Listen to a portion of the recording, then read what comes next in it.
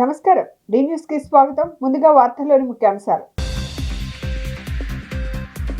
కూటమి ఎమ్మెల్సీ అభ్యర్థి ఆళ్లపాటి రాజాకు మద్దతుగా ఎన్నికల ప్రచారం నిర్వహించిన ఎమ్మెల్యే బోండా ఉమా. ఉపాధ్యాయ వర్గానికి మంచి జరగాలంటే ఆళ్లపాటి గెలవాలని స్పష్టం.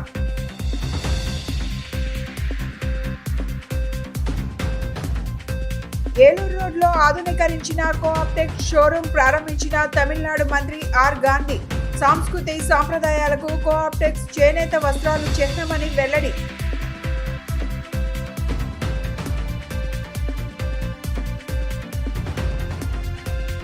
ఐరన్ యార్డ్, ఊర్మిళా నగర్ ప్రాంతాలలో పర్యటించిన మున్సిపల్ కమిషనర్ జ్ఞానచంద్ర. మున్సిపల్ సిబ్బందికి పలు ఆదేశాలు జారీ. ఆళ్లపాటి రాజేంద్ర ప్రసాద్ అనుభవం, వ్యక్తిత్వంతో ఉపాధ్యాయ వర్గానికి మంచి జరుగుతుందని సెంట్రల్ నియోజకవర్గం శాసనసభ్యులు బోండా ఉమామహేశ్వరరావు తెలిపారు. ఎమ్మెల్సీ ఎన్నికల ప్రచారంలో భాగంగా సత్యనారాయణపురం ఏకేటీపీఎం స్కూల్లో ఉపాధ్యాయులను కలిసి ఓట్లను అభ్యర్థించారు. శుక్రవారం ఉదయం సెంట్రల్ నియోజకవర్గం 33వ డివిజన్ సత్యనారాయణపురంలోని ఏకేటీపీఎం స్కూల్లో ఎమ్మెల్సీ ఎన్నికల ప్రచారాన్ని నిర్వహించారు. ఈ ప్రచారంలో తెలుగుదేశం పార్టీ నాయకులు, గార్లపాటి తెలుగుదేశం పార్టీ నాయకులు విజయ్ కుమార్, నాలం కోటేశ్వరరావు, చామర్తి రవిబాబు, పొట్లూరి కృష్ణప్రసాద్, ఎస్టీయూ నాయకులు మస్తాన్ తదితరులు వెంటరాగా స్కూల్ ప్రధానోపాధ్యాయులు శ్రీనివాస్, శాసనసభ్యులు బోండా ఉమామహేశ్వరరావుకు ఉపాధ్యాయులను పరిచయం చేశారు. ఈ సందర్భంగా రాష్ట్ర ప్రభుత్వ విప్, సెంట్రల్ నియోజకవర్గ శాసనసభ్యులు బోండా ఉమామహేశ్వరరావు ఉపాధ్యాయులను ఉద్దేశించి మాట్లాడుతూ, ఉపాధ్యాయులకు ప్రభుత్వ పరంగా అందవలసినటువంటి అభివృద్ధి సంక్షేమాన్ని అందించడంలో ఆళ్లపాటి రాజేంద్ర ప్రసాద్ కృషి చేయగలరన్నారు. కూటమి అభ్యర్థి రాజేంద్ర ప్రసాద్ పనితీరు, వ్యక్తిత్వం గురించి ఉపాధ్యాయులకు వివరించారు. ఆళ్లపాటి అన్ని వేళలా ప్రజల కోసం అందుబాటులో ఉండే వ్యక్తిని, ఆయన గెలుపుతో ఉపాధ్యాయ వర్గానికి మంచి జరుగుతుందన్నారు. సెంట్రల్ నియోజకవర్గంలో దాదాపు 17,800 ఓట్లు ఉన్నాయని, ప్రతి ఒక్క ఓటు ప్రథమ ప్రాధాన్యత ఓటుగా ఆళ్లపాటి రాజేంద్ర ప్రసాద్కు వేయాలన్నారు. ఈరోజు కృష్ణా గుంటూరు గ్రాడ్యుయేట్ ఎమ్మెల్సీ అభ్యర్థిగా పోటీ చేస్తున్నటువంటి ఆళ్లపాటి రాజేంద్ర ప్రసాద్కి మద్దతుగా ఇవాళ అన్ని చోట్ల కూడా విస్తృతంగా సెంట్రల్ నియోజకవర్గంలో ఓటర్లని కలుసుకోవటం, ఓటర్ నమోదు కూడా విజయవాడ నగరంలో సెంట్రల్ నియోజకవర్గంలోనే అత్యధికంగా మరి తెలుగుదేశం పార్టీ డివిజన్ నాయకత్వం మరి దాదాపు 17,800 ఓట్ల వరకు విజయవాడ సెంట్రల్ నియోజకవర్గంలో ఎన్రోల్ చేయించుకోవడం జరిగింది. ఇవాళ ప్రతి ఒక్క గ్రాడ్యుయేట్ ఓటర్ని కలిసి వాళ్ళందరికీ విజ్ఞప్తి చేస్తూ ఉన్నాం. ఖచ్చితంగా రేపు జరగబోయే 27వ తారీఖు ఎన్నికల్లో మొదటి ప్రాధాన్యత ఓటుని తెలుగుదేశం పార్టీకి ఓటో నెంబర్ మీద ఇవ్వమని విజ్ఞప్తి చేస్తూ ఉన్నాం. ఇవాళ రాష్ట్రం అనేక రకాలుగా ఇబ్బందుల్లో ఉంది. దెబ్బతిన్న ఈ రాష్ట్రాన్ని గత 9 నెలల్లో చంద్రబాబు నాయకత్వంలో అన్ని రకాలుగా కూడా మరి ముందుకెళ్తూ ఉంది. మళ్ళా గాడి తప్పినటువంటి వ్యవస్థలన్నింటినీ కూడా గాడిలో పడతా ఉన్నాయి. ఇటువంటి సమయంలో ప్రజలందరూ కూడా సహకరించాలి, ముఖ్యంగా గ్రాడ్యుయేట్ ఓటర్లు సహకరించాలి. రాబోయే ఏ ఎన్నికల్లో అయినా సరే మళ్ళా రాష్ట్రం పతనా వ్యవస్థలో పడకుండా సమర్థవంతమైన నాయకత్వానికి ప్రజలు మద్దతు ఇవ్వాలని విజ్ఞప్తి చేస్తూ ఉన్నాం.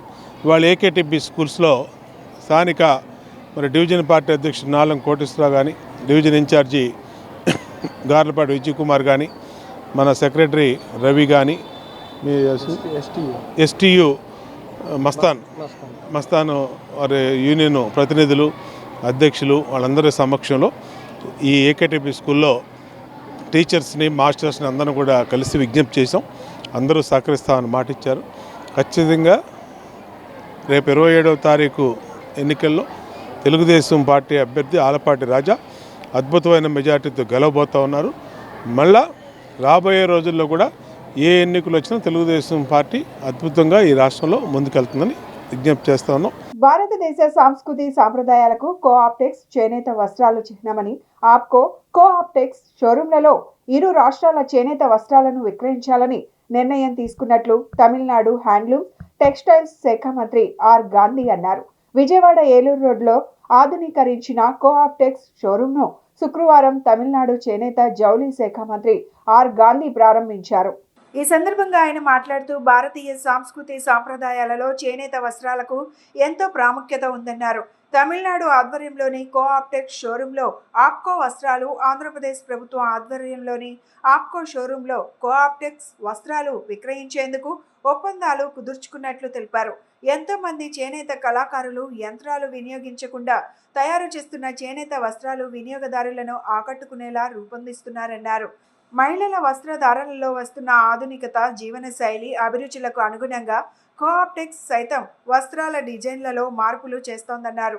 చేనేత వస్త్రాలను ప్రజలకు మరింత చేరువ చేసేందుకు కోఆప్టెక్స్, ఆప్కో ఫ్యాబ్రిక్స్ రెండు సంస్థలు మంత్రుల స్థాయిలో ఒక ఒప్పందం కూడా చేసుకున్నాయని తెలిపారు. ముఖ్యంగా ఆంధ్రప్రదేశ్, తమిళనాడు రాష్ట్రంలో చేనేత రంగాన్ని ఉపాధిగా చేసుకొని ఎంతో మంది కార్మికులు జీవిస్తున్నారన్నారు.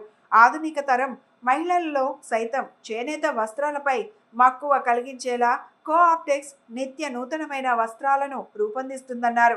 ఈ కార్యక్రమంలో ఆంధ్రప్రదేశ్ చేనేత జౌళి శాఖ commissioner Rekharani, Tamil Nadu Cooptex managing director Deepak Jacob, chief general manager AP Ravi, general manager Shankar, regional manager C Nagarajan, showroom manager P Venu, Cooptex సిబ్బంది, చేనేత వస్త్రాభిమానులు పాల్గొన్నారు.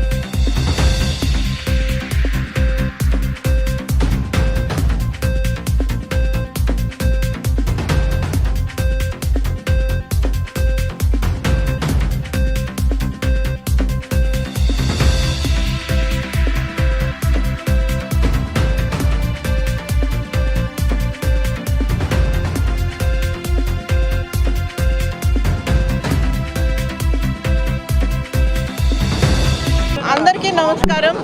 మీ అందరికీ తెలుసు ఆడవాళ్ళకి చీరలు అంటే ఎంత ఇష్టమో. అదే ప్రతి పండక్కి, ప్రతి పెళ్ళికి మనం ఆలోచించేది కంచికి ఎలా వెళ్దాం, కంచికి వెళ్ళి పెళ్లి చీరలు ఎన్ని కొనుక్కుందాం. అందరూ కలిసి కంచికి వెళ్ళి పెళ్లి చీరలు కొనుక్కోవటం అనేది మన సాంప్రదాయం. అదే కంచి చీర మన ఊరికి వస్తే ఎలా ఉంటుంది అని ఒక ఆలోచన తీసుకొని వచ్చి ఈరోజు మనకి కోఆప్టెక్స్ అనేది ఒకటి షోరూమ్ మొదలు పెట్టారు. దీంట్లో ప్యూరిటీ అనేది ఒకటి సర్టిఫికెట్ ఇస్తున్నారు. ఆ సర్టిఫికెట్ మూలాన ఎంత ప్యూరిటీ ఉంటుంది ఆ చీరలో, ఒక 2-3 ఏళ్ల తర్వాత ఎక్స్చేంజ్ చేయాలన్నా కూడా ఆ చీరకి దాని విలువ కొంచెం ఎక్కువ. ఇప్పుడు బంగారం ఎలా పెరుగుతుందో ఆ చీర విలువ కూడా అలాగే పెరుగుతుంది. ప్రత్యేకంగా వాళ్ళ దగ్గర కాటన్ చీరలు చాలా ఉన్నాయి, చాలా వెరైటీస్ ఉన్నాయి. సో మనందరము మన నేబరింగ్ స్టేట్ అయిన చెన్నైని మనం ఎంకరేజ్ చేస్తూ ఈ సమ్మర్కి కాటన్ చీరలు కట్టుకొని మనము హ్యాండ్లూమ్స్ కట్టుకుంటే మన హెల్త్కి మంచిది, హ్యాండ్లూమ్ వీవర్స్కి మనము పనిచ్చినట్టు అవుతుంది. సో ఈ సందర్భంగా కోఆప్టెక్స్ మన ఊరికి వచ్చినందుకు చాలా సంతోషంగా ఉంది. అండ్ ఈ కల్చరల్ ఎక్స్చేంజ్ ఇంకా కొనసాగుతూ మిగతా రాష్ట్రాలు కూడా మన విజయవాడకు వచ్చి షాపులు పెడతారని అనుకుంటూ నేను సెలవు తీసుకుంటున్నాను. అవునండి, MOU with APCO and with జార్ఖండ్తో కూడా చేసుకున్నామండి. జార్ఖండ్ మనవి వాళ్ళ దగ్గరికి వెళ్తాయి, వాళ్ళవి మన దగ్గరకు వస్తాయి. HB కాలనీలో గల డ్రైనేజీ పంపింగ్ స్టేషన్ను త్వరగా అందుబాటులోకి తీసుకురావాలని విజయవాడ నగరపాలక సంస్థ కమిషనర్ ధ్యానచంద్ర అన్నారు. శుక్రవారం ఉదయం తన పర్యటనలో భాగంగా iron yard, Atkinson school road, Urmila Subbarao road, Jojinagar, Gollapudi bypass road, Sitara road, HB colony, CVR flyover, new Bhagat Singh Nagar, Brahmaiah street ప్రాంతాలన్నీ పర్యటించి క్షేత్రస్థాయిలో పరిశీలించారు. ఈ సందర్భంగా కమిషనర్ మాట్లాడుతూ హెచ్బి కాలనీలో గల డ్రైనేజీ పంపింగ్ స్టేషన్ సత్వరమే మరమ్మతులు చేయించి త్వరగా అందుబాటులోకి తీసుకురావాలని అధికారులను ఆదేశించారు. నిత్యం సైడ్ డ్రైన్లను పరిశుభ్రపరుస్తుండాలని, ఖాళీ స్థలాలలో ఎటువంటి వ్యర్థాలు, నీటి నిల్వలు ఉండరాదని, కల్వర్ట్లు పాడైపోయినవన్నీ మరమ్మతులు చేయించాలని అధికారులను ఆదేశించారు.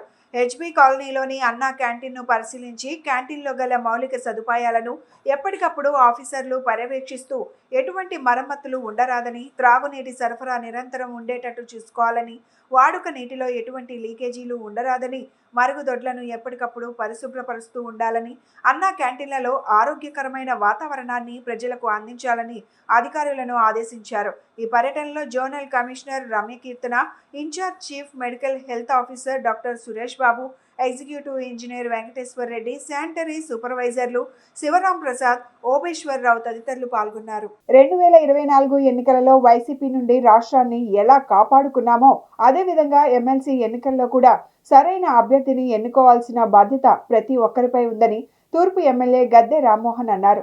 ఉపాధ్యాయ సమస్యలపై పోరాటం చేయగలిగిన వ్యక్తి ఆలపాటి రాజేంద్ర ప్రసాద్ అని ఉమ్మడి కృష్ణా, గుంటూరు జిల్లాల పట్టభద్రుల ఎమ్మెల్సీ ఎన్నికల్లో ఎన్డీఏ కూటమి బలపరిచిన ఆలపాటి రాజేంద్ర ప్రసాద్ కు మొదటి ప్రాధాన్యత ఓటు వేసి గెలిపించాలని ఆయన కోరారు. విజయవాడ తూర్పు నియోజకవర్గంలోని పడమట గోవిందరాజులు హైస్కూల్లో కూటమి ఎమ్మెల్సీ అభ్యర్థి ఆలపాటి రాజేంద్ర ప్రసాద్ విజయాన్ని కాంక్షిస్తూ శాసనసభ్యులు గద్దె రామ్మోహన్ ఎన్నికల ప్రచారం నిర్వహించారు.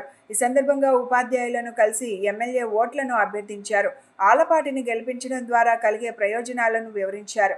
అనంతరం గద్దె మాట్లాడుతూ గత వైసీపీ వారి నుండి రాష్ట్రాన్ని ఏ విధంగా కాపాడుకున్నామో అదేవిధంగా ఎమ్మెల్సీ ఎన్నికల్లో సరైన అభ్యర్థిని, ఉపాధ్యాయుల సమస్యలపై పోరాటం కలిగిన వ్యక్తిని ఎన్నుకోవాలని సూచించారు. రాష్ట్రాన్ని అభివృద్ధి పదంలో నడిపిస్తున్న నారా చంద్రబాబు నాయుడుకి, అలాగే డిప్యూటీ సీఎం పవన్ కళ్యాణ్ కు ఆలపాటి రాజా అత్యంత సన్నిహితుడని, విద్యావంతుడని తెలియజేశారు. అభివృద్ధితో పాటు సంక్షేమాన్ని సమానంగా ముందుకు తీసుకువెళ్తున్న ఘనత సీఎం చంద్రబాబుకే దక్కుతుందన్నారు. కొన్ని నెలల్లో ప్రభుత్వం ఎన్నో అభివృద్ధి కార్యక్రమాలు చేపట్టడం జరిగిందని పట్టభద్రులు ఆలోచించి ఓటు వేయాలన్నారు. యువకులు నిరుద్యోగ సమస్యలను ప్రభుత్వం దృష్టికి తీసుకువెళ్లి పరిష్కరించగలిగిన వ్యక్తి ఆలపాటి అని ఎమ్మెల్యే తెలిపారు. ఎన్నికల ప్రచారంలో కూటమి నాయకులు తదితరులు పాల్గొన్నారు. గోవిందరాజు స్కూల్ అంటే మా అందరికి కూడా బాగా ఇష్టమైన స్కూలు. ఇక్కడ టాప్ మెరిట్లు పిల్లలు రావటం, చాలామంది పేదవారి పిల్లలు, ఒక రిక్షా కార్మికుడు కావచ్చు, లేకపోతే ముఠా కార్మికుడు కావచ్చు, వాళ్ళ పిల్లల్ని ఎంతో చక్కగా తీర్చిదిద్దుతున్న స్కూల్గా మాకు అభిమానపాత్రులైన స్కూల్. ఈ స్కూల్లో ఉన్న టీచర్స్ని ఈరోజు రేపు 27వ తారీఖున జరిగే గ్రాడ్యుయేట్ ఎమ్మెల్సీ ఎలక్షన్లో కూటమి అభ్యర్థి అయిన ఆలపాటి రాజేంద్ర ప్రసాద్ గారిని అత్యధిక మెజార్టీతో గెలిపించమని, తొలి ప్రాధాన్యత ఓటుని వారి పేరు తిన్నగా 1 అనే నెంబర్తో ఆయన్ని గౌరవించమని రిక్వెస్ట్ చేయడం రావడం జరిగింది.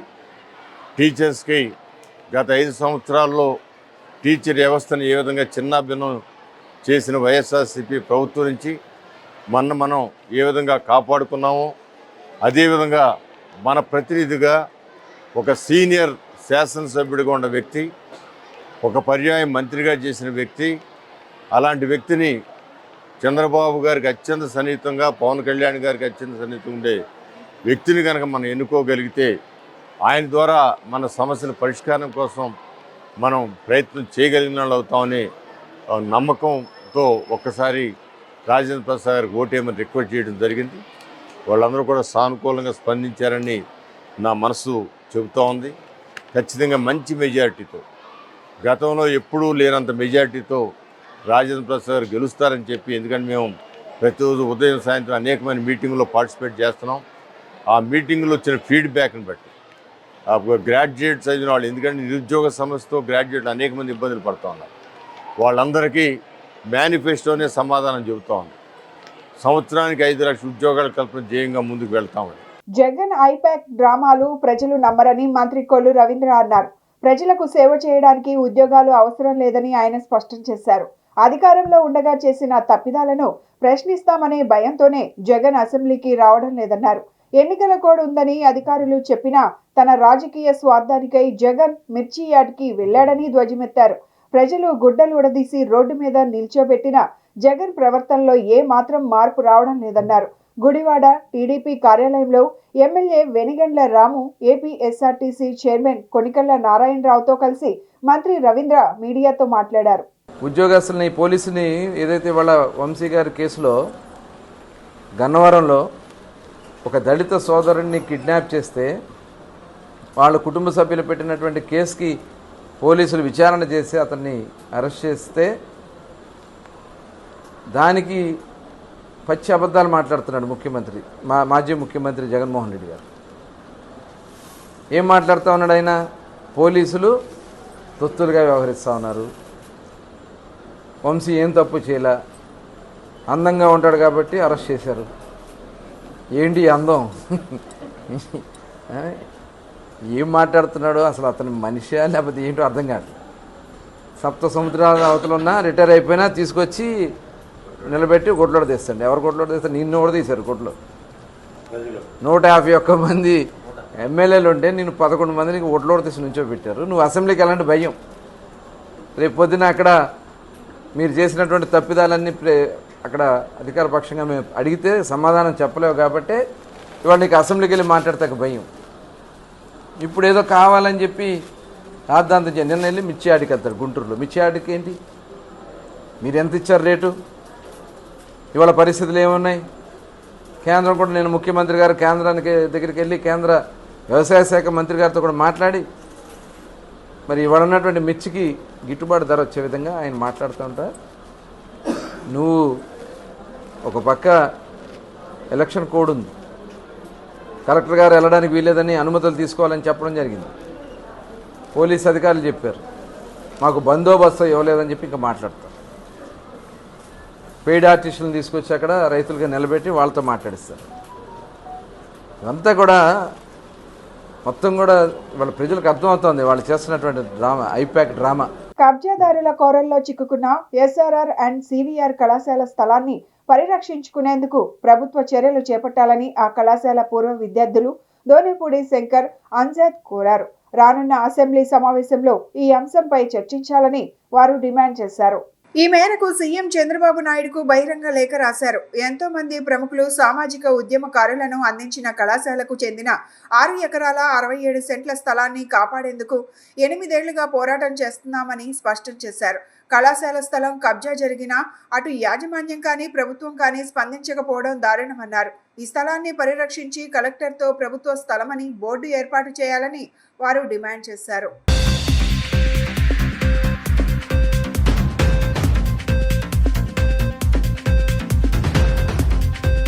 కోనల చెరలో కబ్జా కోరల్లో చిక్కుకున్న మహోన్నత చరిత్ర కలిగిన ఎస్ఆర్ఆర్ అండ్ సివిఆర్ ప్రభుత్వ కళాశాల 6.5 ఎకరాల 67 సెంట్లను ప్రభుత్వం పరిరక్షించాలని రానున్న అసెంబ్లీ సమావేశాల్లో శాసనసభలో ప్రత్యేక అంశంగా చర్చించడం ద్వారా ప్రభుత్వ స్థలాలను కబ్జా చేస్తున్న వారికి ఒక గుణపాఠంగా ఉండాలని,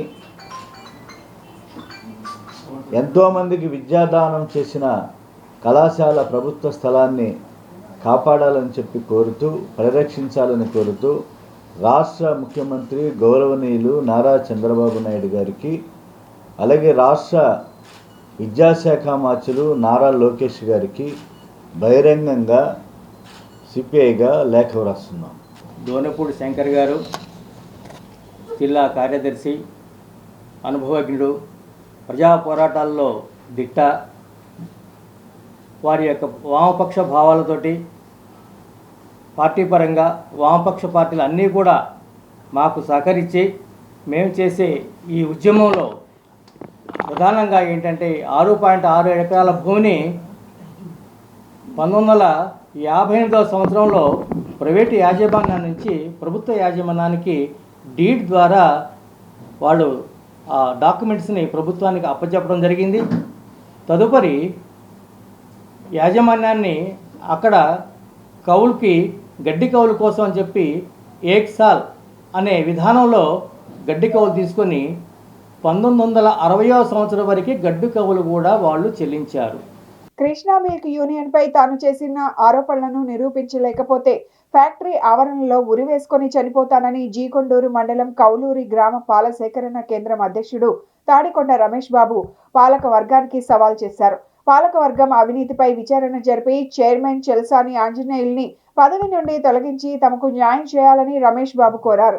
కృష్ణా మిల్క్ యూనియన్ గత కొంతకాలంగా అనేక ఆరోపణలు వస్తున్న సంగతి తెలిసిందే. ఈ నేపథ్యంలో హనుమంతరాయ గ్రంథాలయంలో ఏర్పాటు చేసిన విలేకరుల సమావేశంలో జీకొండూరు మండలం కౌలూరు గ్రామ పాల సేకరణ కేంద్రం అధ్యక్షుడు తాడికొండ రమేష్ బాబు మాట్లాడుతూ తాను చేసిన ఆరోపణలపై బహిరంగ చర్చకు సిద్ధమా అని సవాల్ విసిరారు. ఇటీవల నిర్వహించిన వజ్రోత్సవాల్లో మీటింగ్లో నష్టాల్లో ఉన్న మిల్క్ యూనియన్ను తాము లాభాల్లో నడిపించినట్లు పాలక వర్గం ప్రకటించడాన్ని తప్పుపట్టారు. రైతులకు బోనస్ చెల్లించకుండా మోసగించారని ఆయన మండిపడ్డారు. రైతులకు 30 పైసలు బోనస్ కాకుండా 52 పైసలు చెల్లించాలని కోరారు. జరిగిన అన్యాయాలపై సిబిఐతో న్యాయ విచారణ జరిపించాలని డిమాండ్ చేశారు. కొన్ని నాసిరకం ఆహార ఉత్పత్తులను విజయ డైరీ ఉత్పత్తులతో కలిపి అమ్మడం పట్ల రమేష్ బాబు అభ్యంతరం వ్యక్తం చేశారు. విజయ డైరీలో జరిగిన మోసాలు అవకతవకలపై సిబిఐ ఎంక్వైరీ జరిపించాలని డిమాండ్ చేశారు. తాడికొండ రమేష్ బాబు అండి, మైలవరం కాన్స్టిట్యున్సీ, జీకొండూరు మండలం, కౌలూరు గ్రామం. నేను విజయ డైరీ పాల కేంద్రం అధ్యక్షుడినండి. కౌలూరు విజయ డైరీలో రైతులకు జరిగే మోసాలని మేము పత్రికా విలేకరుల ద్వారా ఈ ప్రభుత్వానికి విన్నవించుకుంటున్నామండి. ఎందుకంటే చలసాని ఆంజనేయులు గారు రైతులకు ఏదో చేశామని చెప్పి చాలా ప్రగాఢాల పలుకుతో మైకుల ముందు మీడియా కాన్ఫరెన్స్ పెట్టి చెప్తున్నారు. అయ్యా చలసాని ఆంజనేయులు గారు, మీరు రైతుకి 32 పైసలు బోనస్ ఇచ్చేదాన్ని 10 పైసలకు తీసుకొచ్చింది ఘనత చలసాని ఆంజనేయులు గారిది కాదా?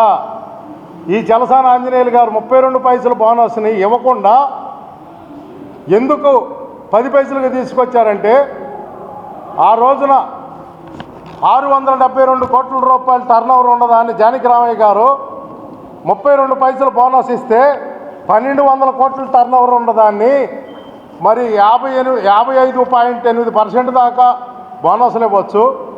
టర్నోవర్ పెరిగితే మరి మేము బోనస్లు ఇవ్వలేము, టర్నోవర్కను బోనస్లకి సంబంధం లేదు అని చెప్పి మీ ప్రెస్ మీట్లో చెప్పి ఏమూరు సాయి వెంకటరమణ గారు చెబుతున్నాడు.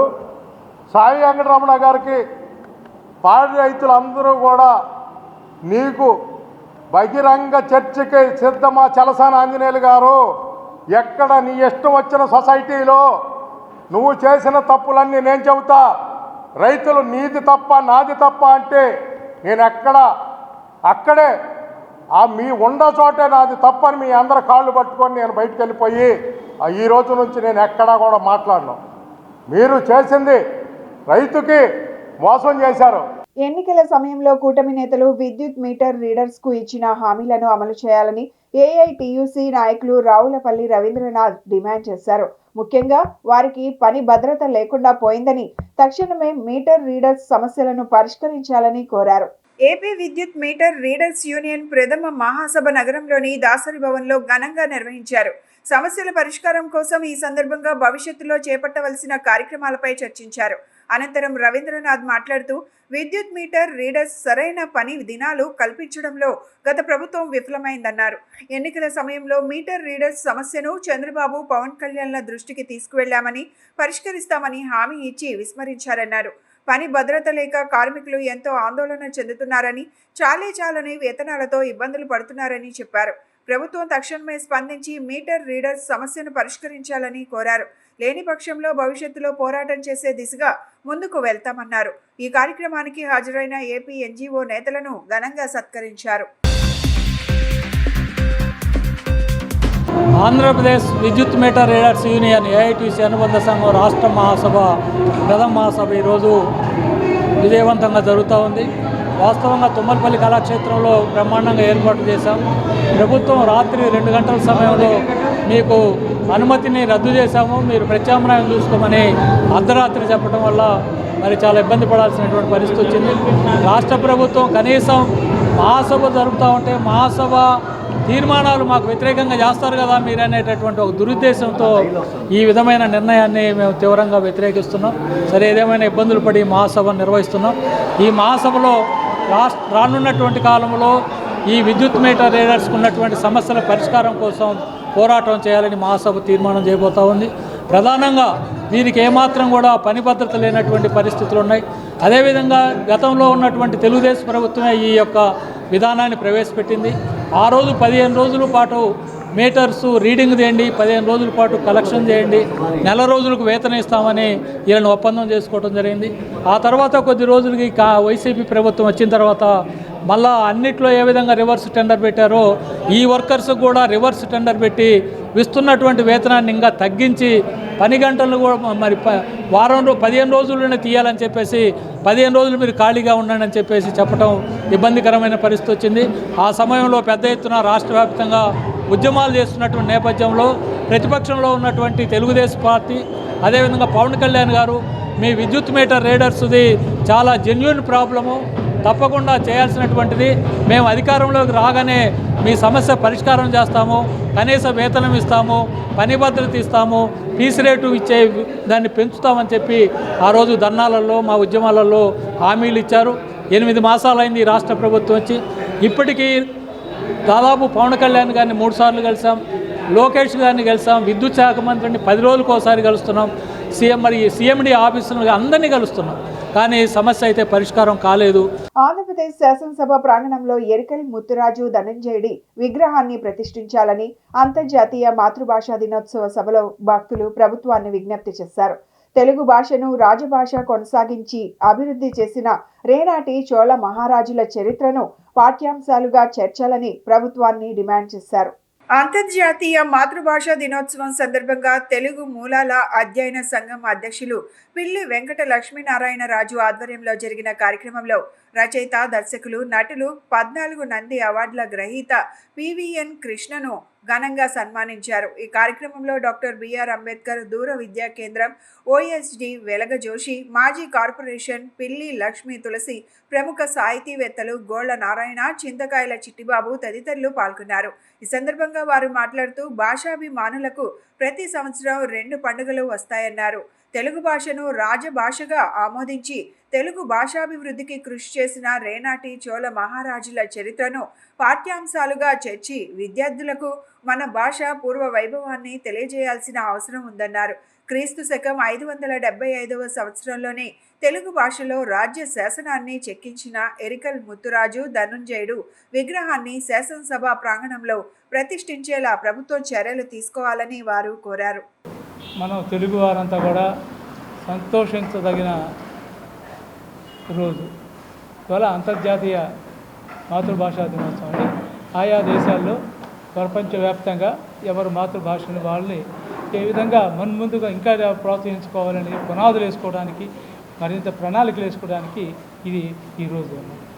అయితే దురదృష్టవశాత్తు పాలకులు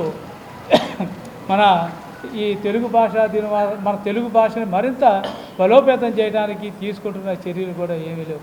చాలా బాధాకరం ఏంటంటే, నేను 42 ఏళ్ళు తెలుగు పత్రికలో పనిచేశాను. తెలుగు సాంస్క్రిట్ 5 ఏళ్ళు చదువుకొని జిల్లా పరిషత్ తెలుగు పండిట్గా పనిచేసాం. ఇవాళ పరిస్థితి మనం చాలామంది ముందు జర్నలిస్టులు కూడా గమనించాల్సింది ఏంటంటే, తెలుగు భాషగా మృత భాషగా అంతరించిపోతుంటే మొదట ప్రభావం తెలుగు పత్రికల మీద, తర్వాత తెలుగు కళల మీద పనిచేస్తుంది. ప్రింట్ మీడియా సోదరులకు, ఎలక్ట్రానిక్ మీడియా సోదరులందరికీ కూడా మాతృభాషా దినోత్సవం సందర్భంగా శుభాకాంక్షలు తెలియజేస్తున్నాను. అలాగే ఈ కార్యక్రమానికి వచ్చేసిన మీ అందరికీ కూడా ధన్యవాదాలు తెలియజేసుకుంటున్నాను. మీ ద్వారా నేను ప్రభుత్వానికి అందించవలసిన 4 విషయాలు తెలియజేస్తాను. మాకు ప్రభుత్వానికి మీరే వారధిగా ఉండి ఇది ప్రజల్లోకి తీసుకెళ్లాల్సిన అవసరం ఎంతైనా ఉంది. కాబట్టి మీ ముందుంచుతున్న ఈ 4 విషయాలు.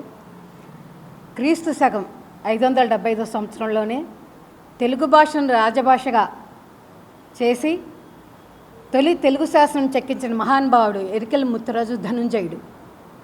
ఈయన విగ్రహాన్ని శాసనసభ ప్రాంగణంలో నిర్మించాలని, అలాగే క్రీస్తు శకం 575 నుండి 10వ శతాబ్దం వరకు తెలుగును రాజభాషగా కొనసాగించి తెలుగు భాషను అభివృద్ధి చేసిన రేనాటి చోళ మహారాజులు చరిత్ర ఉన్నత విద్యా పాఠ్యాంశంలో ప్రచురణ చేయించాలని, ఆటో కార్మికుల ప్రయోజనాలను దెబ్బతీసే జీవో నెంబర్ 8ని రద్దు చేయాలని ఐఎఫ్టియు రాష్ట్ర ప్రధాన కార్యదర్శి కె పొలారి, అధ్యక్షులు డి శ్రీనివాసులు ప్రభుత్వాన్ని డిమాండ్ చేశారు. జీవోను ఉపసంహరించుకోకుంటే ప్రభుత్వానికి వ్యతిరేకంగా పోరాటాలు చేస్తామని స్పష్టం చేశారు. ఆటో కార్మికుల ప్రయోజనాలను దెబ్బతీసే విధంగా ఉన్న జీవో నెంబర్ 8కి వ్యతిరేకంగా గాంధీనగర్ ప్రెస్ క్లబ్లో ఐఎఫ్టియు ఆధ్వర్యంలో మీడియా సమావేశం జరిగింది. ఈ సమావేశంలో ఐఎఫ్టియు రాష్ట్ర ప్రధాన కార్యదర్శి కె పొలారి, అధ్యక్షుడు డి శ్రీనివాసరావు మాట్లాడుతూ కూటమి ప్రభుత్వం కార్మికుల ప్రయోజనాలను, పేదల ప్రయోజనాలను దెబ్బతీసే విధానాలను అవలంబిస్తుందన్నారు. ఆటో షోరూమ్ ఓనర్ల లాభాల కోసం జీవో నెంబర్ 8 రాష్ట్ర ప్రభుత్వం విడుదల చేసిందని, జీవో వల్ల ఆటో కార్మికుల ప్రయోజనాలు దెబ్బతింటాయన్నారు. గతంలో ఉన్న ఆటోలకు కూడా నగరంలోకి ప్రవేశాన్ని కల్పించాలన్నారు. ఆటో కార్మికుల ప్రయోజనాలను కాపాడుతూ జీవోను మార్చి కొత్త జీవో ఇవ్వాలన్నారు. లేకుంటే ప్రభుత్వానికి వ్యతిరేకంగా పోరాటాలు చేయవలసి వస్తుందని ప్రభుత్వాన్ని హెచ్చరించారు. పేరు డి శ్రీనివాసరావు, ప్రగతిశీల ఆటో కార్మిక సంఘం ఐఎఫ్టియు నగర అధ్యక్షుడు. 2002లో జనాభా ప్రాతిపదిక మీద 8600 సరిపోతుందని చెప్పేసి ఆనాడు ఉన్నటువంటి టీడీపీ ప్రభుత్వం జీవో నెంబర్ 155 ఇచ్చారు. మరలా 2015లో కూడా టీడీపీ అధికారులకు వచ్చిన తర్వాత లేదు ఆటో సరిపోవట్లేదు ప్రజలకు అని చెప్పేసి మరి 4500 ఆటోల్ని 5 మండలాలు కలుపుతూ జీవో ఇచ్చారు. తర్వాత మహిళలకి షీ ఆటోలు ఇచ్చారు వాళ్ళే. ఈనాడు మళ్ళా 2025 ఎన్నికలు గెలిచిన తర్వాత మన ఫిబ్రవరి 13వ తారీఖున మళ్ళీ జీవో ఇచ్చారు. అంతకుముందు ఇచ్చినటువంటి 2002, 2015 సంబంధించినటువంటి జీవోలన్నీ కూడా రద్దు చేసేస్తూ కొత్తగా జీవో నెంబర్ 8 ఇచ్చారు. దాని సారాంశం ఏంటంటే ఉపాధి అవకాశాలు కల్పించే దానికోసం ప్రభుత్వం ఆలోచన చేసింది. ఉన్నటువంటి జీవోలు మొత్తం రద్దు చేసేసి విజయవాడ నగరాన్ని ఫ్రీ జోన్ చేస్తాం, కొత్తగా ఆటోలు తీసుకునే దానికోసం ఎటువంటి అభ్యంతరం లేదు, ఎన్నైనా తీసుకొచ్చే పద్ధతిలోన జీవో నెంబర్ 8 ఇచ్చారు. మేమేం కోరుతామంటే మీరు ఇచ్చినటువంటి జీవోలోనే ఉపాధి అవకాశాలు కల్పిస్తామని చెప్పి అన్నారు. ఇప్పటివరకు ఉన్నటువంటి విజయవాడ నగరానికి ఆనుకుని ఉన్నటువంటి వివిధ మండలాలకు సంబంధించినటువంటి ఆటోలకి మీరు గతంలో సీలింగ్ ఉండటం వల్ల ఇక్కడ ఉన్నటువంటి కార్మికులు ఆ మండలాల్లో ఆధార్ కార్డులు తీసుకొని అడ్రస్ మార్చుకొని ఆటోలు తీసుకున్నారు. ఉపాధి కల్పించే పేరుతో ఒక జీవో విడుదల చేస్తుంది మన 13న జీవో నెంబర్ 8. పేరుకి మాత్రం అది ఉపాధి అనే రకంగా రాశారు, కానీ అది ఉపాధి కోసం కాదు. ఏదైతే ఆటోలు అమ్మే షోరూమ్ వాళ్ళు ఉన్నారో వాళ్ళకి లాభాలు చేకూర్చడం కోసం, వాళ్ళ దగ్గర ఉన్న ఆటోలు అమ్ముడిపోవడం కోసం వాళ్ళ జీవో జారీ చేశారు. నిజానికి ఉపాధి కల్పించాలంటే విజయవాడ నగరం మీద ఆధారపడి ఉన్న ఆటో కార్మికులు కావచ్చు, విజయవాడ ఆనుకుని ఉన్న చుట్టుపక్కల మండలాలకు సంబంధించిన ఆటో కార్మికులు కావచ్చు, వీరందరూ విజయవాడ ఆధారపడి బతుకుతూ ఉన్నారు. ఏదైతే 2002లో ఓ జీవో జారీ చేశారో, 8600 ఆటోలు సీలింగ్ చేస్తూ ఓ జీవో జారీ చేశారో, ఆ కారణంగా ఈ గత 22 సంవత్సరాలుగా కొత్త ఆటోలకు అవకాశం లేకుండా పోయే పరిస్థితి వచ్చింది. మీరే అవుట్ ఆఫ్ 5 మండల ఆటోలను దిగొచ్చి ఇందులో కలిపారు, 500 ఆటోలు కలిపారు. తిరిగి మళ్ళీ వాళ్ళ మరో 4-5 మండల ఆటోలు తిరుగుతూ ఉన్నాయి. విజయవాడలో పాత శివాలయంగా పేరుగాంచిన శ్రీ బ్రహ్మరాంబ మల్లేశ్వర స్వామివార్ల ఆలయం మహాశివరాత్రి మహోత్సవాలకు ముస్తాబవుతోంది. ఈ నెల 23 నుంచి మార్చి 3వ తేదీ వరకు వైభవోపేతంగా నిర్వహించేందుకు దేవస్థాన అధికారులు అన్ని ఏర్పాట్లు చేశారు. మహాశివరాత్రి పర్వదినాన లింగోద్భవ సమయంలో మల్లేశ్వర స్వామి ప్రీత్యార్థం విశేష అభిషేకాలు, పూజలు, మహాన్యాసపూర్వక ఏకాదశి రుద్రాభిషేకాలు నిర్వహిస్తున్నట్లు దేవస్థానం ఈవో నటరాజన్ షణ్ముఖం తెలిపారు. వేలాదిగా తరలివచ్చే భక్తులకు ఎలాంటి అసౌకర్యం కలగకుండా ఏర్పాట్లు చేస్తున్నామని ఆయన వివరించారు.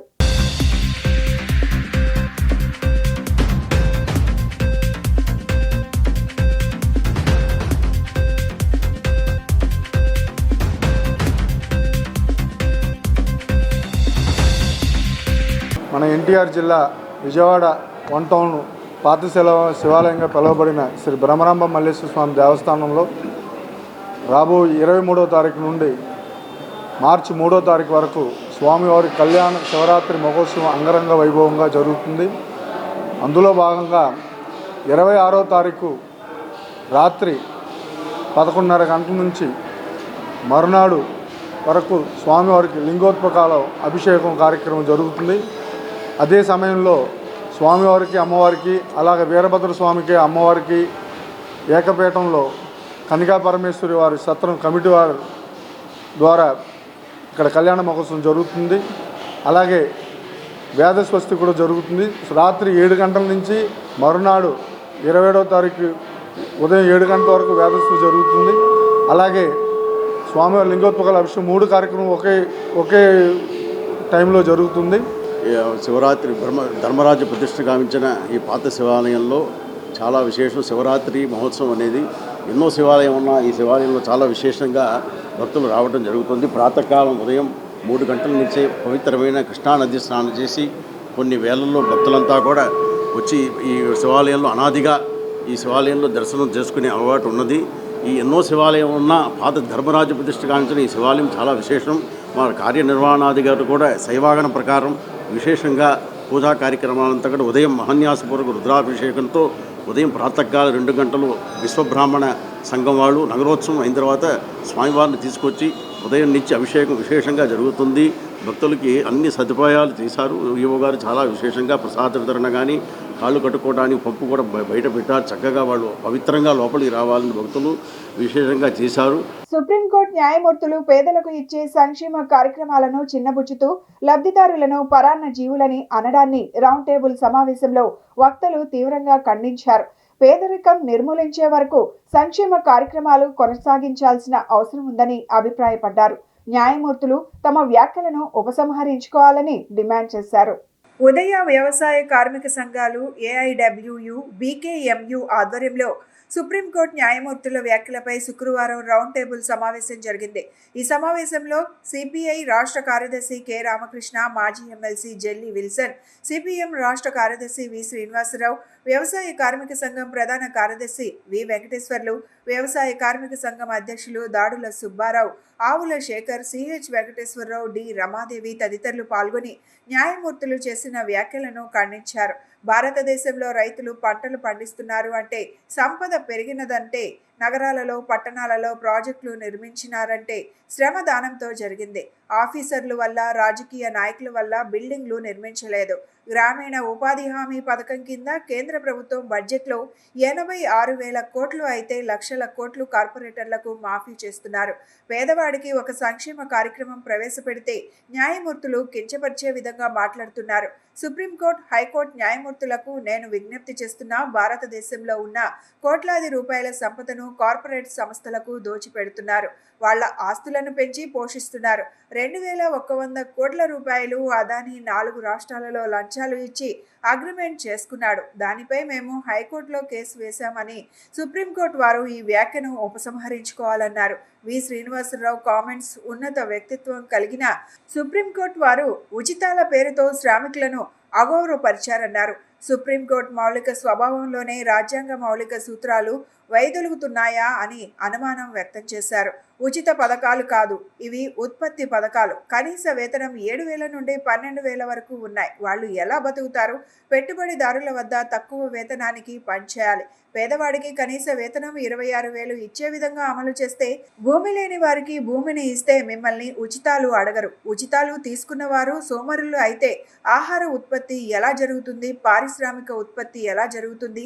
జీడిపి ఎలా జరుగుతుంది? గ్రామీణ ప్రాంతంలో ఉపాధి హామీ పథకం వల్ల వ్యవసాయ కూలీలు బేరమాడే శక్తి పెరిగిందని, కార్పొరేట్ సంస్థల్లో పనిచేసే వారికి కనీస వేతనం అమలు చేయాలి. ఇటీవల సుప్రీంకోర్టు న్యాయమూర్తులు పేదలకు ఇచ్చే సంక్షేమ కార్యక్రమాలు చిన్నబుచ్చుతూ పరాన్న బుక్కులు అనేదైతే మాట్లాడారో దాన్ని తీవ్రంగా తప్పుపడతా ఉన్నాం, ఖండిస్తూ ఉన్నాం.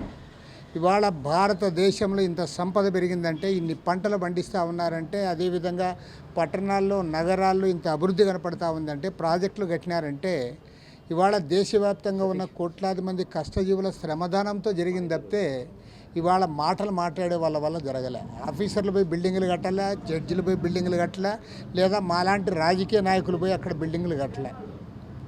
కష్టం చేసేదంతా వాడైతే ఆ కష్టజీవికి ఏదో ఇంతో సంక్షేమ కార్యక్రమాలు అమలు చేస్తే వాళ్ళని పరాన్న బుక్కులని, పప్పు బెల్లాలని, ఉచితాలని పేరుతో వారిని కించపరుస్తున్నారంటే ఇంతకంటే దుర్మార్గమైన విషయం ఇంకొకటి లేదు. కృష్ణయ్యర్ లాంటి, చిన్నపరెడ్డి లాంటి అనేక మంది ఉన్నత వ్యక్తిత్వం కలిగినటువంటి వాళ్ళు కూర్చున్న సుప్రీంకోర్టు బెంచ్ మీద ఉచితాల పేరుతో శ్రామికుల్ని అగౌరవపరిచేటువంటి అవమానపరిచేటువంటి వ్యాఖ్యలు రావటం అనేది చాలా దురదృష్టకరమైనటువంటిది. సుప్రీంకోర్టు యొక్క మౌలిక స్వభావంలోనే రాజ్యాంగ మౌలిక సూత్రాల నుంచి వైదొలుగుతున్నదా ఇదేమన్నా అని ఒక అనుమానం వచ్చేదానికి సుప్రీంకోర్టు వ్యాఖ్యలు దారితీస్తూ ఉన్నాయి. ఇవి ఉచిత పథకాలు కాదు, నిజానికి ఉత్పత్తి పథకాలు. ఈరోజు కోట్లాది మంది శ్రామికులు అత్యంత దారుణమైన వేతనాలు ఇస్తుంటే కనీస వేతనాలు కూడా అమలు చేయకపోతే సుప్రీంకోర్టు మాట్లాడటం లేదు. 7,000 నుంచి 12,000 ఈరోజు కనీస వేతనాలు ఉన్నాయంటే ఎలా బతుకుతారు? అందుకని అలాంటి వాళ్ళు పెట్టుబడిదారుల దగ్గర పనిచేయాలి తక్కువ వేతనాల కంటే. వాళ్ళకి బియ్యం ఇవ్వాలి, వాళ్ళకి స్కాలర్షిప్లు ఇవ్వాలి, నగదు బదిలీ పథకాలు ఇవన్నీ వాళ్ళు ఇస్తుంది. ఈ కార్పొరేట్ కంపెనీల లాభాలకు గండి పడకుండా దాన్ని ప్రభుత్వ బడ్జెట్లో నుంచి పూడుస్తున్నారు. మీరు 26,000 కనీస వేతనం ఎటువంటి రాజీ లేకుండా అమలు చేయండి, ఎవరైనా మిమ్మల్ని అడుగుతారేమో. బులెటిన్ ముగించే ముందు హెడ్లైన్స్ మరొకసారి. కూటమి ఎమ్మెల్సీ అభ్యర్థి ఆళ్లపాటి రాజాకు మద్దతుగా ఎన్నికల ప్రచారం నిర్వహించిన ఎమ్మెల్యే బోండా ఉమా. ఉపాధ్యాయ వర్గానికి మంచి జరగాలంటే ఆళ్లపాటి గెలవాలని స్పష్టం.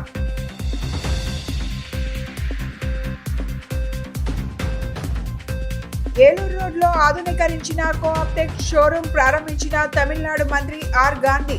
సంస్కృతి సాంప్రదాయాలకు కోఆప్టెక్స్ చేనేత వస్త్రాలు చిహ్నమని వెల్లడి.